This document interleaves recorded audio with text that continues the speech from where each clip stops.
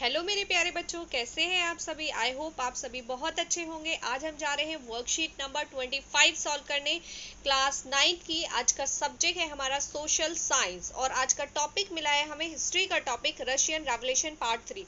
Russian revolution एक बड़ा chapter है, इसलिए इसके पार्ट 2 और पार्ट 1 ऑलरेडी आ चुके हैं वर्कशीट में। आज हम इसका पार्ट 3 सॉल्व करेंगे। ठीक है, हिंदी मीडियम की वीडियो जो है वो ऑलरेडी अपलोड की जा चुकी है और जो रशियन रेवोल्यूशन पार्ट 3 आज हम सॉल्व करेंगे। इससे पहले मैं आपको एक बात बता दूं कि बहुत सारे बच्चों की क्वायरीज आ रही थी कि इंग्लिश मीडियम में जो कुछ वर्ड्स ऐसे होते हैं जो बच्चे चैप्टर पढ़ लेते हैं, समझ लेते हैं, बट उनको वो वर्ड्स की मीनिंग नहीं समझ में आती या पैराग्राफ का मीनिंग नहीं समझ में आता। तो इसलिए मैं इस चैप्टर को प्रॉपर हिंदी में आपको डिक्टेट कर दूंगी ताकि आपकी कन्फ्यूजन दूर हो जाए और आपको ये चैप्टर ईजिली समझ में आ जाए। तो पहले हम वर्कशीट डिस्कस करेंगे, देन क्वेश्चन आंसर्स। चलिए शुरू करते हैं आज की worksheet. Social and political change during Russian revolution. Social and political change, social means होता है सामाजिक एंड पॉलिटिकल मीन्स होता है राजनीतिक। सोशल एंड सामाजिक चेंजेस ड्यूरिंग रशियन रेवोल्यूशन। ठीक है, यानी कि रशियन रेवोल्यूशन जब स्टार्ट हुआ, ड्यूरिंग मीन्स उसके दौरान, जब रशियन रेवोल्यूशन चल रहा था उस दौरान सोशल एंड पॉलिटिकल क्या क्या चेंजेस आए। ठीक है, वो हम डिस्कस करेंगे कि रशिया में रशियन रेवोल्यूशन के दौरान क्या क्या सोशल एंड पॉलिटिकल चेंजेस आए at the beginning of the 20th century, यानी कि 20वीं सदी के शुरुआत में।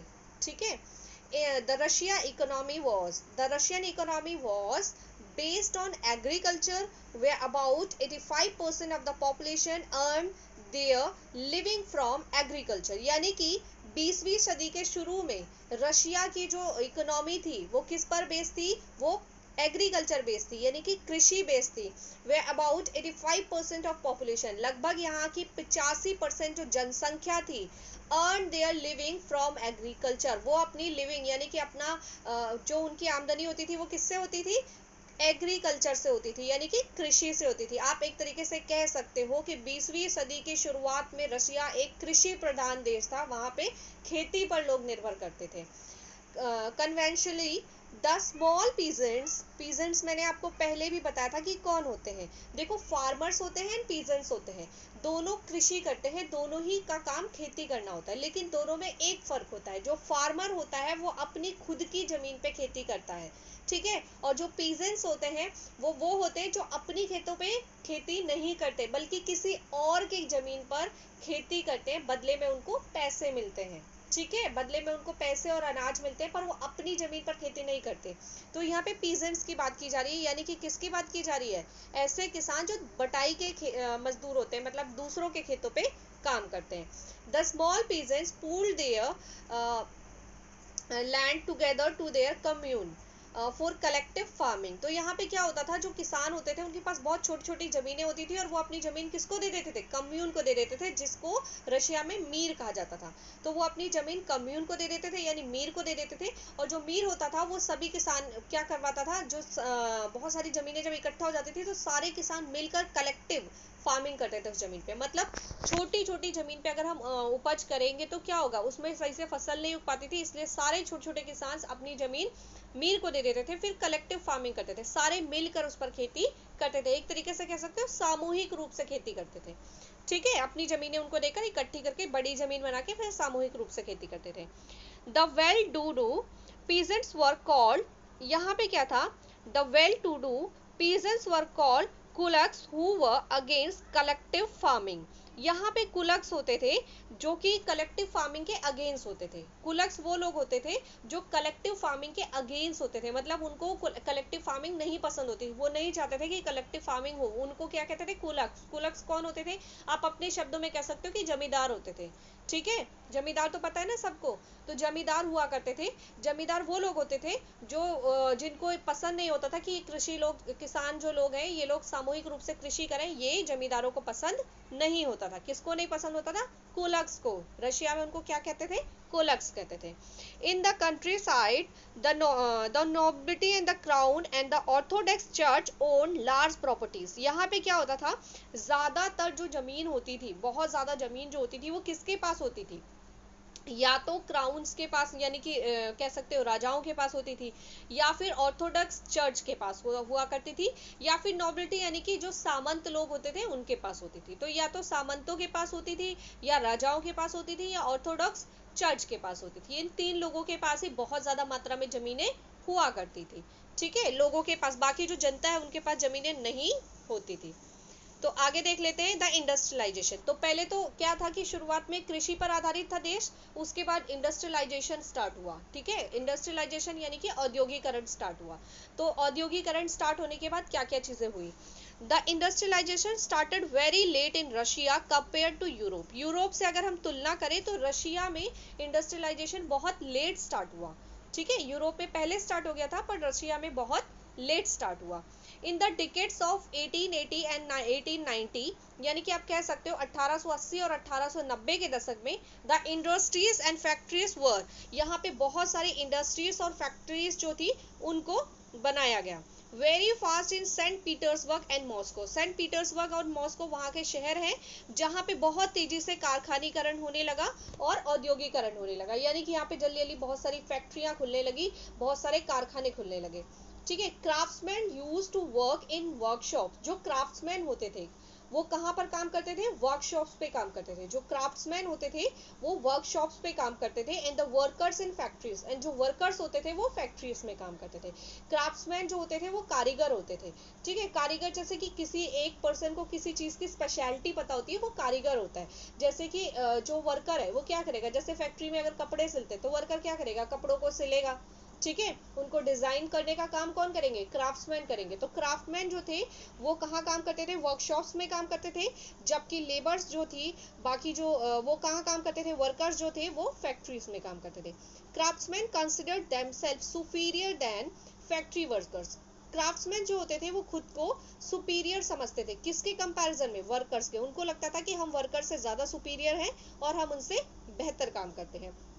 Steel, iron and steel, coal mining, metal smelting and machinery industries started developing with the expansion of railway network.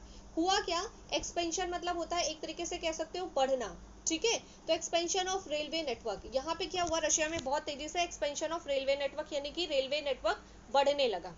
ठीक है, तो जब रेलवे नेटवर्क बढ़ने लगा, पहले कुछ एरिया में रेल चलती थी, अब सब जगह जब रेल चलने लगी, रेलवे बढ़ने लगा, तो उससे क्या हुआ? उससे ये हुआ कि आयरन एंड स्टील इंडस्ट्री जो हो गई, कोल माइनिंग हो गई, मेटल स्मेल्टिंग हो गई, मशीनरी इंडस्ट्रीज हो गई, ये लोग क्या करने लगे? ये सारी इंडस्ट्री डेवलप करने लगी। डेवलप क्यों करने लगी? क्योंकि जब रेल सुविधा हो गई तो क्या हुआ? दूर दूर स्थानों पे क्या होता था? एक जगह से दूसरी जगह सामान ले जाने के लिए आपको कन्वेंस मिल गया, एक सुविधा मिल गई, ट्रेन मिल गई। ठीक है, तो जब रेलवे नेटवर्क फैलने लगा तो उससे क्या हुआ कि ये सारे जो इंडस्ट्रीज थी वो बहुत तेजी से डेवलप करने लगी। ठीक है, ग्रो करने लगी। The industrialization in Russia was bought by capitalist as a private property. अब हो क्या रहा था यहाँ पे कि जो इंडस्ट्रियलाइजेशन हो रहा था रशिया में, उससे फायदा किसको हो रहा था? कैपिटलिस्ट को। कैपिटलिस्ट को फायदा क्यों हो रहा था? एज अ प्राइवेट प्रॉपर्टी, यानी कि जो बहुत पैसे वाले लोग थे उन्होंने ही तो अपने कारखाने लगाए होंगे, उन्होंने ही तो अपनी इंडस्ट्री लगाई होगी। अब वो क्या कर रहे थे कि हर तरीके से फायदा कमा के, पैसा कमा के और अपनी खुद की प्रॉपर्टी को बढ़ा रहे थे। तो क्या उससे देश का फायदा हो रहा था? देश का फायदा हो पा रहा था पूरी तरीके से? नहीं, उनका देश का फायदा नहीं हो पा रहा था। क्यों नहीं हो पा रहा था?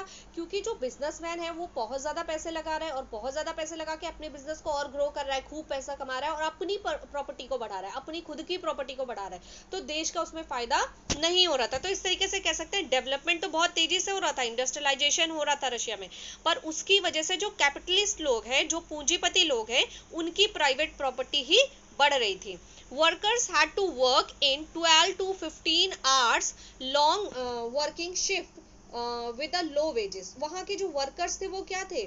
12 से 15 घंटे तक काम करते थे, अलग अलग शिफ्ट्स में काम करते थे और बहुत कम, लो वेजेस मतलब होता है जो मजदूरी दी जाती है वर्कर्स को। लो वेजेस मतलब बहुत कम मजदूरी पे, मतलब बहुत कम पैसों में जो मजदूर लोग थे वो काम करते थे, लगभग 12 से 15 घंटे तक काम करते थे और उनको शिफ्ट्स में काम करवाया जाता है। शिफ्ट में आपने सुना है ना, मॉर्निंग शिफ्ट, इवनिंग शिफ्ट, इस तरीके से 12 से 15 घंटे वर्कर्स को काम करवाया जाता था और काफी कम मजदूरी दी जाती थी।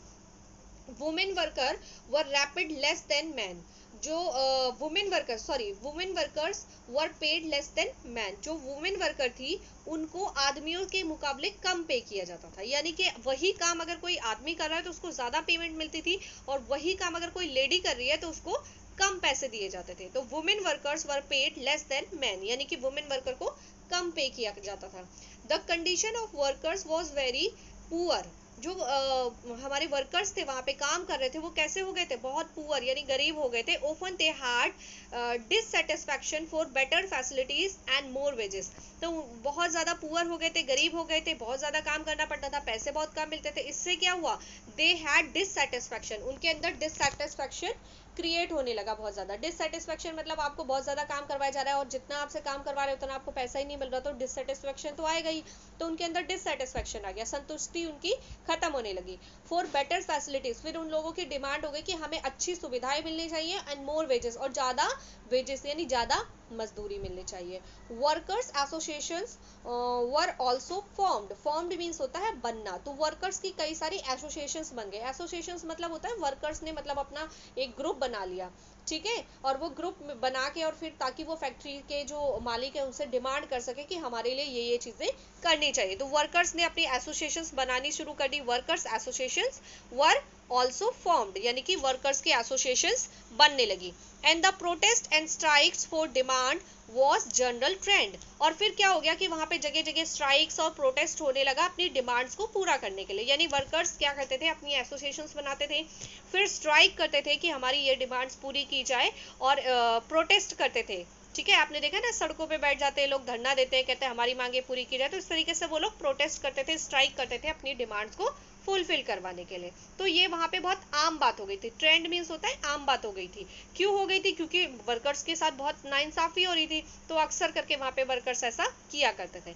In the beginning it was common thought at that peasants not workers would be the main force of the socialist reform revolution, but अब इसमें क्या बोला गया है, वर्कर पीजेंट्स नॉट वर्कर, अब यहाँ पे ये बोला गया है it was a common thought, यहाँ पे एक कॉमन थॉट था जो सबके अंदर आ रहा था, वो क्या था, that the peasants not workers, जो पीजेंट्स हैं यानी कि जो किसान है, नॉट वर्कर्स ना कि worker, would be the main force of the socialist revolution, यानी कि जो सामाजिक रेवोल्यूशन, सामाजिक क्रांति आई थी, शुरुआत किसने की थी उसकी, पीजेंट्स ने की थी। किसने की थी, पीजेंट्स ने, यानी किसानों ने की थी। But under the leadership of Lenin, जब लेनिन की लीडरशिप में ये चीजें आ गई, तब रियलाइज हुआ कि जो वर्कर्स हैं वो ज्यादा बेटर तरीके से, यानी कि जो मजदूर हैं वो ज्यादा बेहतर तरीके से इस काम को कर रहे हैं, यानी कि इस क्रांति को आगे ले जा रहे हैं और अपनी डिमांड्स को पूरी करवाने के लिए ज्यादा मेहनत कर रहे हैं। Bolshevik felt that peasants were not one United group and they were not disciplined, तो जो बोल्शेविक थे वो लोग मानते थे कि जो पीजेंट्स हैं वो कैसे काम कर रहे हैं, वो डिसिप्लिन नहीं है, ठीक है। जो बोल्शेविक थे, बोल्शेविक कौन था, मैंने आपको लास्ट वीडियो में बताया था बोल्शेविक कौन थे, जो मजदूरों का एक संगठन था, एक ग्रुप था, ठीक है। रशिया में मजदूरों का एक संगठन, एक ग्रुप बन गया था, ठीक है। और उस ग्रुप बाद में क्या हुआ, एक साल बाद उस ग्रुप में कुछ हुआ और वो ग्रुप दो पार्ट्स में डिवाइड हो गया, ठीक है, Bolshevik and Menshevik.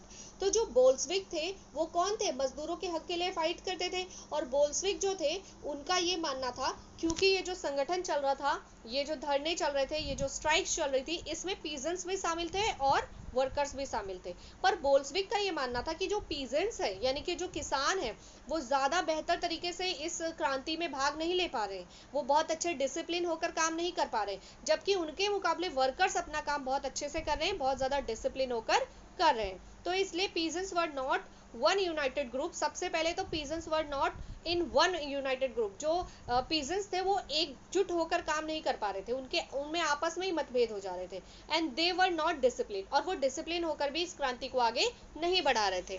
Therefore the control of the revolution should be in the hands of workers instead of peasant, इसलिए बोल्शेविक का ये मानना था कि ये जो हमारा रेवोल्यूशन चल रहा है ये किसके हाथ में होना चाहिए, रेवोल्यूशन जो है वो वर्कर्स के हाथ में होना चाहिए, पीजेंट्स के हाथ में नहीं होना चाहिए, क्योंकि इसको बेहतर तरीके से आगे कौन ले जा रहा था, वर्कर्स ले जा रहे थे। चलिए देख, the effect of first world war on Russia, यानी कि फर्स्ट वर्ल्ड वॉर का रशिया के ऊपर क्या प्रभाव पड़ा। ठीक है। एज द वॉर कंटिन्यू, जब ये वॉर कंटिन्यू हो गया, फर्स्ट वर्ल्ड वॉर आगे बढ़ता जा रहा था, anti German sentiments run high, यानी कि एंटी जर्मन मतलब कि जर्मन को लेकर लोगों के अंदर एक तरीके से विद्रोह उत्पन्न हो गया। ठीक है, लोग जर्मन को नापसंद करने लगे। Saint Petersburg a German name was change, Saint Petersburg वहाँ का एक शहर था जिसका नाम सेंट पीटर्सबर्ग था, और ये जर्मन लैंग्वेज में सेंट पीटर्सबर्ग वर्ड जो है वो जर्मन लैंग्वेज का था, तो उसको चेंज कर दिया गया, और उसको चेंज करके किस में कन्वर्ट कर दिया गया, पेट्रोग्रेड, किस में कन्वर्ट कर दिया, पेट्रोग्रेड, सेंट पीटर्सबर्ग को पेट्रोग्रेड में चेंज कर दिया गया, क्योंकि सेंट पीटर्सबर्ग एक जर्मन वर्ड था। The Russian army was fighting a tough war at the eastern and western front, यानी ईस्टर्न और वेस्टर्न, पूर्वी और पश्चिमी फ्रंट पे क्या हो रहा था, रशिया आर्मी जो है वो फाइट कर रही थी, एक मतलब युद्ध लड़ रही थी, फर्स्ट वर्ल्ड वॉर लड़ रही थी, जो कि बहुत ही टफ हो गया था वहाँ की आर्मी के लिए लड़ना, बहुत ही मुश्किल, बहुत ही कठिन हो गया था।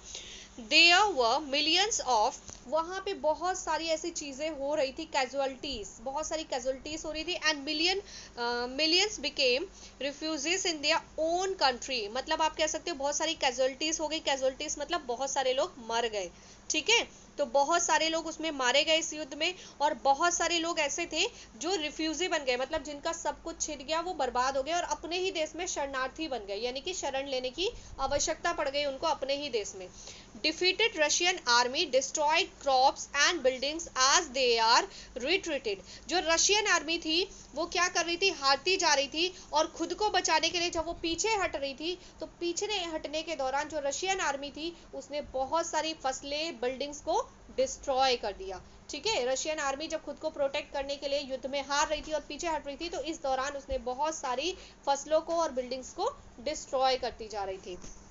Due to the defeat at both the fronts, eastern और वेस्टर्न फ्रंट, दोनों फ्रंट पे जब रशियन आर्मी हारने लगी, agriculture, trade and industries all ruin, यानी कि आप कह सकते हो कि जो हमारी कृषि थी रशिया की, जो ट्रेड था यानी कि वहाँ का व्यापार था, जो वहाँ की इंडस्ट्रीज थी, वो सब क्या होने लगी, वो सब तबाह होने लगी, खराब होने लगी, बर्बाद होने लगी।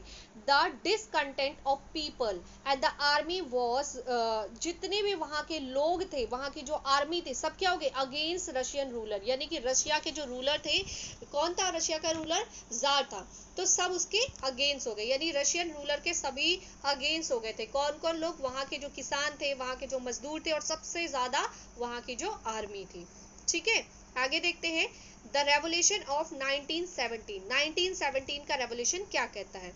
In the serves winter of February 1917, food shortage was deeply felt in the workers quarters, यानी कि आप कह सकते हो कि फरवरी 1917 में जब सर्दी वहां पर हो रही थी काफी ज्यादा, तो वर्कर्स का जो एरिया था, आप कह सकते हो वर्कर की जो कम्युनिटी थी, उनका जो इलाका था, वहां पे अनाज खत्म हो गया। ठीक है, वर्कर्स के खाने के लिए अनाज बचा ही नहीं। वर्कर्स कॉल्ड अ स्ट्राइक, इसलिए वर्कर्स ने क्या किया, स्ट्राइक कर दिया, क्योंकि उनके पास अनाज नहीं था खाने के लिए। ऑन 22 फरवरी को क्या हुआ, under the leadership of women official buildings were surrounded, तो क्या हुआ कि बहुत सारी औरतों ने इकट्ठा होकर अपना एक ग्रुप बनाया, लीडरशिप बनाई, और औरतों ने क्या किया, धरना बोल दिया, कहाँ पे जाके, जो भी वहाँ के गवर्नमेंट बिल्डिंग्स थी, ठीक है, उनके पास जाके धरना बोल दिया, किसने, औरतों ने स्ट्राइक करनी शुरू कर दी। The tsar desire to dissolve the Duma was strongly opposed, जो जार वहां का शासक था उसने ड्यूमा क्रिएट तो किया था, पर वो उसके बिल्कुल अगेंस्ट था, तो उसने सोचा कि इस ड्यूमा को खत्म कर देना चाहिए, चेंज कर देना चाहिए, आप कह सकते हो कि भंग कर देना चाहिए, वो ड्यूमा को भंग करना चाहता था। ड्यूमा एक, आप कह सकते हो कि वहां पे एक तरह की गवर्नमेंट स्टार्ट की गई थी जनता के लिए। ठीक है, पहले वहां जार का शासन था, फिर पब्लिक बहुत ज्यादा भड़क गई थी, जार को हटाना चाहती थी, तो जार ने परमिशन दी, और उनकी परमिशन से वहां पे ड्यूमा क्रिएट हुई। ड्यूमा एक सरकार थी जो जनता के लिए काम करती थी, तो जार ने कोशिश की पूरी, जब मतलब सरकार के खिलाफ हो गई जनता, स्ट्राइक करने लगी, सरकार काम नहीं कर पा रही थी, तो जार ने सोचा कि ये जो ड्यूमा क्रिएट की गई है, इसको क्या किया जाए, इसको डिसॉल्व कर दिया जाए। ठीक है, उसने ड्यूमा को डिसॉल्व करने की कोशिश की। ऑन 27 फरवरी द, अब यहाँ पे क्या हुआ कि 27 फरवरी को एक और घटना घटी, रिफ्यूज, मतलब यहाँ पे डेमोस्ट्रेटर, यहाँ पे क्या हुआ 27 फरवरी को कि जो वो लोग मतलब बहुत सारी महिलाओं का एक ग्रुप बना के, और जो स्ट्राइक कर रही थी लेडीज, उनके ऊपर जार ने आर्मी छोड़ दिया, और उन्होंने बोला कि इनके ऊपर गोलियां चला दो।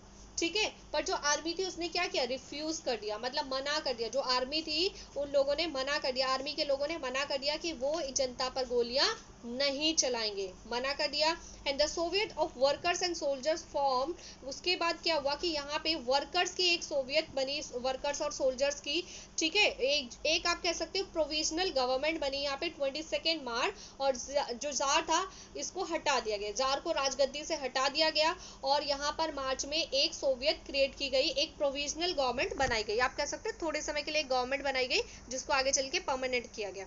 तो एक प्रोविजनल गवर्नमेंट यहाँ पे 2 मार्च को बनाई गई और जार को राजगद्दी से हटा दिया गया। Russia's future would be decided by the constant assembly. तो जो रशिया का फ्यूचर था वो कैसा था, decided by the constant assembly and elected on the basis of universal adult suffrage, यानी कि वहाँ की जो एडल्ट जनता थी, जो समझदार जनता थी, वहाँ की जो एडल्ट जनता थी, उन लोगों ने वोटिंग की और उनके वोटिंग के द्वारा एक वहाँ पे असेंबली क्रिएट की गई, वोटिंग के द्वारा इलेक्शन हुआ, इलेक्शन के द्वारा वोटिंग हुई, वोटिंग के द्वारा एक असेंबली क्रिएट की गई, और वो असेंबली जाके फ्यूचर में उनके लिए काम करने लगी, उनके लिए आप कह सकते हैं एक संसद का चुनाव हुआ, और वो संसद फिर उनके देश के लिए काम करने लगी। किसी राजा का शासन खत्म हो गया और संसद उनके लिए काम करने लगी। आगे क्या हुआ, more than 500 soviets were set up everywhere in Russia like the Petrograd soviet. तो यहाँ पे क्या हुआ, लगभग 500 से ज्यादा सोवियट्स जो थे वो सेलेक्ट किए गए। जो रशिया में पहला इलेक्शन हुआ उसमें 500 से ज्यादा सोवियट्स जो थे वो रशिया में सेलेक्ट किए गए। In the country side peasants pressed for the redistribution of land. तो यहाँ के जो पीजेंट्स थे, जो किसान थे, बटाई के किसान थे, उन्होंने डिमांड की कि जो जमीन है उसका क्या होना चाहिए, रीडिस्ट्रीब्यूशन होना चाहिए। रीडिस्ट्रीब्यूशन मतलब सही से सबको इक्वली जमीन डिवाइड होनी चाहिए दोबारा से। The issue grew the conflicts between the provisional government and the Bolshevik. अब वहाँ पे एक गवर्नमेंट बन गई, पहले सरकार नहीं थी ना, राजा का शासन था, राजा को हटा दिया गया, अब वहाँ क्या बन गई, गवर्नमेंट बन गई, ठीक है, जिसपे जनता का शासन होता था। तो अब जो गवर्नमेंट बनी, प्रोविजनल गवर्नमेंट बनी, और दूसरे थे बोल्शेविक। बोल्शेविक भी एक तरीके से कह सकते हो सरकार की तरह ही जनता के लिए काम करते थे, जनता की भलाई के लिए काम करते थे, ठीक है, मजदूरों का एक संगठन था बोल्शेविक। तो हुआ क्या कि जो प्रोविजनल गवर्नमेंट थे और जो बोल्शेविक थे, दोनों के बीच में मतभेद हो गए, ठीक है, इन दोनों में ही आपस में मतभेद हो गए, दोनों की सोच नहीं मिलती थी, तो इन दोनों में ही आपस में फाइट शुरू हो गई। इन अक्टूबर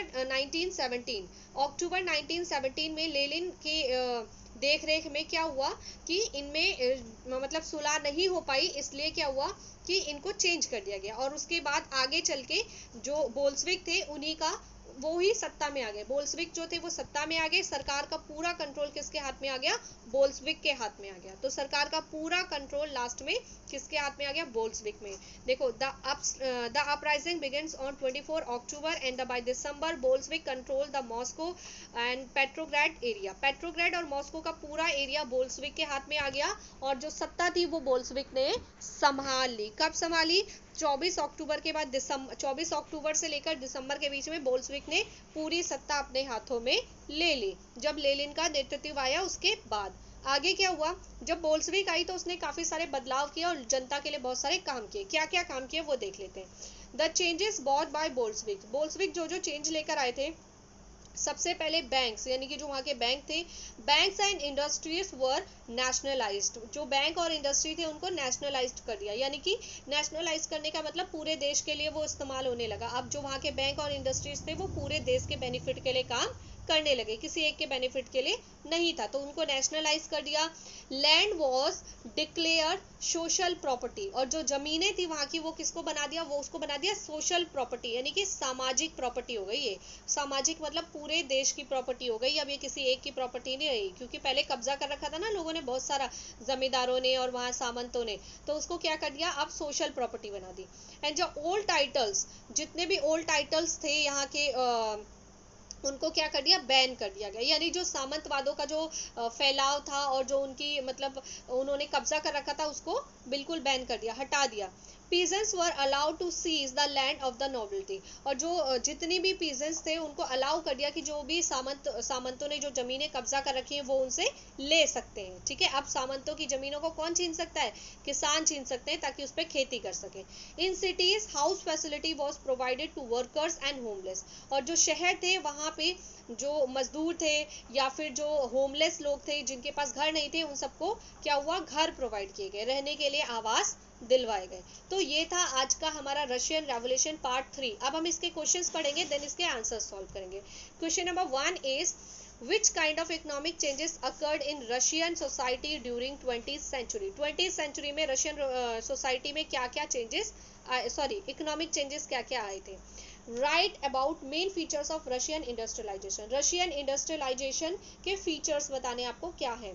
how the first world war prepared a base for the Russian revolution, first world war जो था उसने रशियन रेवोल्यूशन का बेस कैसे प्रिपेयर किया।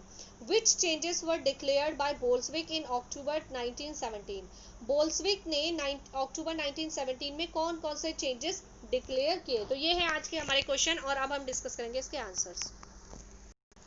Question number 1, which kind of economic changes occurred in Russian society during 20th century. तो answer number 1 है in the early 20th century the Russian economy was primarily, जो Russian economy है वो primarily एग्रियन, यानी कि शुरुआती मतलब 20वीं सदी के शुरुआत में जो रशिया की जनता है, इकोनॉमी है, वो कैसी थी? वहाँ की इकोनॉमी जो थी वो एग्रियन थी, यानी कि कृषि आधारित थी। While by the end of the 20th century, लेकिन 20th सेंचुरी के एंड में there had been major changes, यहाँ पे बहुत सारे बदलाव आए। क्या क्या आए? इन द 18th 19th यानी कि 1880 and 1990 rapid industries and factories were establish, यहाँ पे बहुत सारी इंडस्ट्रीज और फैक्ट्रीज कह सकते हो बनाए गए। ठीक है, बहुत तेजी से उनका उदय हुआ। Second one is the expansion of railroads, जब यहाँ पे रेल रोड्स बहुत तेजी से बनने लगे। led to the development of iron, steel and coal mining, metal smelting and machinery industries। तो यहाँ पे क्या हुआ कि ये सारी चीज़ें डेवलप होने लगी, coal mining, metal smelting and machine industries develop होने लगी। तो ये हमारा क्वेश्चन नंबर 1। हम क्वेश्चन नंबर 2 पे आ जाते हैं। Question number 2, write about the main features of the Russian industrialization, आपको रशियन इंडस्ट्रियलाइजेशन के मेन फीचर्स बताने हैं। फीचर्स ऑफ रशियन इंडस्ट्रियलाइजेशन कौन कौन से हैं? Number 1, industrialization in Russia as private property of capital husbands, आप कह सकते हो कि जो कैपिटलिस्ट थे यानी कि जो पूंजीपति थे, सिर्फ इंडस्ट्रियलाइजेशन से उनकी प्राइवेट प्रॉपर्टी ही बढ़ रही थी। Workers had to work in shifts of 12 to 15 hours on low wages, जो यहाँ के वर्कर्स थे वो 12 से 15 घंटों तक बहुत कम वेजेस पे काम किया करते थे। वुमेन वर्कर्स वर पेड लेस देन मैन, जो वुमेन वर्कर थी उनको आदमियों से कम पे किया जाता था, यानी कम सैलरी मिलती थी। And the condition of the workers was very thoughtful, यहाँ के जो वर्कर्स थे उनकी कंडीशन बहुत सोचनीय थी, यानी कि आप कह सकते हो दयनीय थी। And there was a lot of dissatisfaction among them, उनके अंदर बहुत ज़्यादा मात्रा में डिससैटिस्फैक्शन फैल गया था। क्वेश्चन नंबर 3 की बात करते हैं। How are the first world war prepared a base for the Russian revolution. Answer number many problems arose in Russia due to the first world war, बहुत सारी प्रॉब्लम्स रशिया में फर्स्ट वर्ल्ड वॉर की वजह से आई थी। वो कौन कौन सी थी? पहली, there was a storage of grain in the labor's area in पेट्रोग्रेड, पेट्रोग्रेड के जो लेबर एरिया था वहाँ पे अनाज की बहुत ज़्यादा कमी हो गई थी। Agriculture, trade and industry were destroyed due to defeat on both fronts, agriculture, trade और इंडस्ट्री जो थी वो डिस्ट्रॉय यानी कि तबाह होती जा रही थी, क्योंकि हम दोनों फ्रंट पे यानी कि जो रशिया की सेना थी वो दोनों फ्रंट्स पे हारती जा रही थी। There was a shortage of laborers and farmers for agriculture, agriculture यानी कि खेती के लिए जो वहाँ पे लेबर्स थे और फार्मर्स थे उनकी कमी होती जा रही थी। The dissatisfaction of the public and the army with the Russian rulers was also increased, जो वहाँ की आर्मी थी और पब्लिक थी दोनों के अंदर जो डिससेटिस्फैक्शन था वहाँ के रूलर को लेकर, वहाँ के राजा को लेकर, वो बहुत ज़्यादा बढ़ गया था। And the battle of the Russian army on the eastern and western front became difficult, और जो युद्ध चल रहा था रशियन आर्मी के लिए, वो रशियन आर्मी जो युद्ध लड़ रही थी ईस्टर्न एंड वेस्टर्न घाट में, उसका लड़ना आर्मी के लिए बहुत कठिन होता जा रहा था। Last question is which changes were declared by the Bolshevik in October 1917? कौन कौन से changes declare किए गए थे 1917 में बोल्सविक के द्वारा? तो the changes declared by Bolshevik in October 1917, banks and industries were nationalized, सारे जो बैंक और इंडस्ट्री थे उनको नेशनलाइज कर दिया गया था. Land was declare social property, जो वहाँ की जमीनें थी उसको सोशल प्रॉपर्टी यानी कि सार्वजनिक प्रॉपर्टी घोषित कर दिया गया था. All titles of autocracy were banned, जो एट्रोक्रेसी था उसको खत्म कर दिया गया था पूरी तरीके से, जो सामंतवाद था उसको खत्म कर दिया गया था. Peasants were allowed to seize the land of the nobility, peasants जो थे उनको क्या किया गया था, अलाउड टू सीज, वो नोबिलिटी यानी सामंतों की जो जमीनें थे उसको कब्जा कर सकते थे और उस पर खेती कर सकते थे. In cities house facilities was provided to workers and homeless, जितने भी होमलेस लोग थे या वर्कर्स थे उनको क्या हुआ कि हाउसेस प्रोवाइड किए गए, किसकी तरफ से, मतलब गवर्नमेंट की तरफ से प्रोवाइड किए गए ताकि वो शहरों में आराम से रह सके. तो ये हमारे आज के क्वेश्चंस, और अगर किसी को कोई कंफ्यूजन हो तो वो हमसे पूछ सकता है, और बाकी हमारे टेलीग्राम चैनल को जाके टेलीग्राम पे ज्वाइन कर सकता है. आपको डिस्क्रिप्शन में लिंक दिया गया है, उस लिंक को क्लिक करके आप इजीली टेलीग्राम पर हमारे चैनल को ज्वाइन करके वहां पर आपको इन सभी क्वेश्चंस के आंसर्स मिल जाएंगे. आप चाहें तो यहाँ से स्क्रीनशॉट लेकर भी लिख सकते हैं. और अगर आपकी वीडियो क्लियर नहीं आ रही है या ब्लर आ रही है तो आप अपने फ़ोन में कॉर्नर पे 3 पॉइंट्स लिखे होते हैं, उस पर क्लिक करेंगे, वहाँ रेजोल्यूशन आ जाता है, अपना रेजोल्यूशन बढ़ा लीजिए. ठीक है, 180 240 ऐसे करके रेजोल्यूशन होता है ना, हाई रेजोल्यूशन लेंगे तो आपकी वीडियो बिल्कुल क्लियर आएगी. ठीक है, इसके सिवा आप सभी बच्चे हमारे चैनल को लाइक कीजिए और सब्सक्राइब करिए, और ज़्यादा से ज़्यादा बच्चों के साथ सब्सक्राइब कीजिए, क्योंकि ये जो टॉपिक्स पढ़ाए जा रहे हैं वो आपको पढ़ाए जा रहे हैं और आपके बेनिफिट के लिए पढ़ाए जा रहे हैं. तो ज़्यादा से ज़्यादा बच्चों के पास अगर ये टॉपिक पहुँचेगा तो उनकी हेल्प हो जाएगी. ठीक है, और हमारा मोटिव है आप सभी लोगों की हेल्प करना. तो आप सभी को एक दूसरे की हेल्प करना है, जब हम एक दूसरे की हेल्प करते हैं तभी हमारी भी हेल्प होती है. ओके, थैंक यू बच्चों, बाय बाय.